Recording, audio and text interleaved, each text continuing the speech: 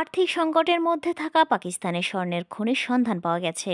সিন্ধু নদের পাঞ্জাব অংশের অববাহিকা এলাকায় এই খনিতে অন্তত 28 লাখ ভরি স্বর্ণ মজুদ আছে বলে ধারণা করা হচ্ছে।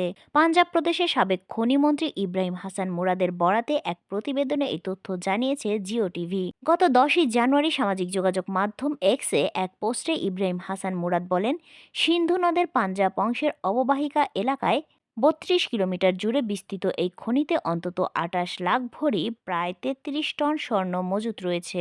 ধারণা করা হচ্ছে দেশের বর্তমান বাজারে এই পরিমাণ স্বর্ণের দাম 8,000 কোটি পাকিস্তানি রুপি।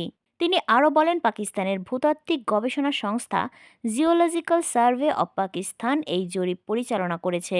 সিন্ধু নদের পাঞ্জাবের তীরবর্তী অঞ্চলের 127টি জায়গার নমুনা সংগ্রহ ও তা পরীক্ষার মাধ্যমে এই সিদ্ধান্তে এসেছে জিএসপি।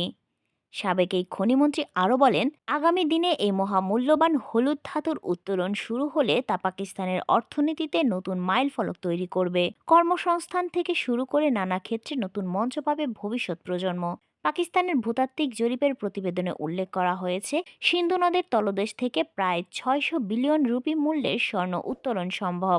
ইব্রাহিম হাসান মুরাদ জানিয়েছেন, কেবল অ্যাটক জেলার 32 কিলোমিটার এলাকা জুড়েই প্রায় 32.6 মেট্রিক টন স্বর্ণ থাকতে পারে। স্থানীয় বাসিন্দারা দীর্ঘদিন ধরে সিন্ধু নদ থেকে স্বর্ণের কণা সংগ্রহ করলেও 2024 সালে পাঞ্জাব সরকার নদী থেকে স্বর্ণ উত্তোলনের ওপর নিষেধাজ্ঞা আরোপ করে এবং অবৈধ খনন বন্ধে 144 ধারা জারি করে।